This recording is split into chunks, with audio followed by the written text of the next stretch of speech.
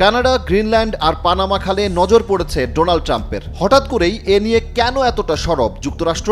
অথচ কানাডা এবং ডেনমার্ক আগে থেকেই মার্কিনীদের বন্ধু রাষ্ট্র। কিন্তু নবনির্বাচিত মার্কিন প্রেসিডেন্ট এতটাই সিরিয়াস যে পানামা খাল ও গ্রিনল্যান্ড অধিগ্রহণ করতে প্রয়োজনে সামরিক ও অর্থনৈতিক চাপ প্রয়োগের সম্ভাবনার কথাও বলেছেন। শুরুতেই আসা যাক কানাডা প্রসঙ্গে। কানাডাকে যুক্তরাষ্ট্রের ৫১তম অঙ্গরাজ্য বানাতে চান ট্রাম্প। এমনকি দেশটিকে যুক্ত করে যুক্তরাষ্ট্রের নতুন মানচিত্রও প্রকাশ করেছেন তিনি।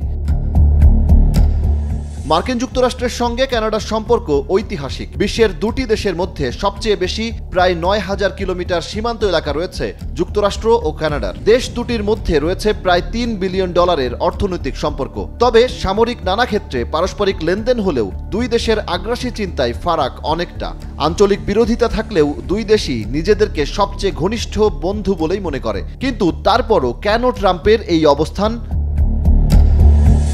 বিশ্লেষকদের কেউ কেউ মনে করেন কানাডাকে অঙ্গরাজ্য করে নেওয়ার বিষয়টি মূলত দেশটির সদ্য সাবেক প্রধানমন্ত্রী জাস্টিন ট্রুডোকে খোঁচা দেওয়া ছাড়া আর কিছুই নয়। আবার অনেকে এর পেছনে ট্রাম্পের বাণিজ্য কৌশলও দেখছেন। সম্প্রতি আন্তর্জাতিক বাণিজ্যে রাশিয়া এবং চীনের দিকে খানিকটা ঝুঁকেছিল কানাডা, যা দেশটির শাসকদের জন্য কাল হয়ে দাঁড়িয়েছে। আর এজন্যই আগে হুমকি পরে আলোচনা, এই পথে হেঁটেছেন ট্রাম্প।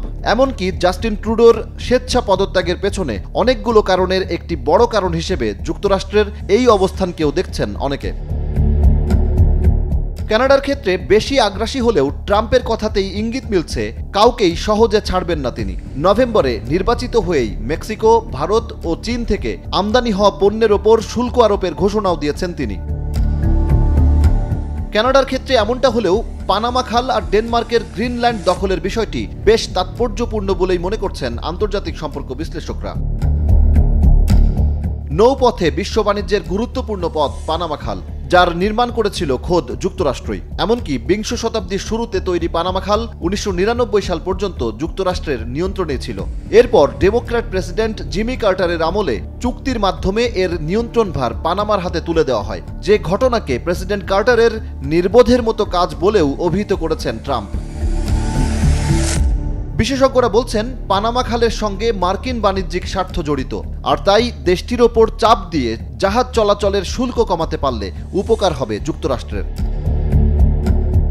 আর ২০১৯ সালে প্রথমবারের মতো জনসম্মুখে গ্রিনল্যান্ড কিনে নেওয়ার ইচ্ছা প্রকাশ করেছিলেন ট্রাম্প। বিশ্বের বৃহত্তম দ্বীপ গ্রিনল্যান্ড ডেনমার্কের সাবেক উপনিবেশ, যা বর্তমানে দেশটির একটি স্বায়ত্তশাসিত অঞ্চল। দ্বীপটি মার্কিন যুক্তরাষ্ট্র এবং ইউরোপের মধ্যে অবস্থিত হয় এর অনন্য ভূ রাজনৈতিক অবস্থান রয়েছে। ডেনিশ গবেষক উলরিক প্রামগাদ বলছেন, দ্বীপটিকে মার্কিন নিরাপত্তার জন্য গুরুত্বপূর্ণ হিসেবে দেখা হচ্ছে। বিশেষ করে রাশিয়ার সম্ভাব্য আক্রমণ প্রতিহত করার জন্য এটি খুবই গুরুত্বপূর্ণ। এছাড়া ট্রাম্পের কাছে দ্বীপটি প্রাকৃতিক সম্পদের কারণেও আকর্ষণীয়।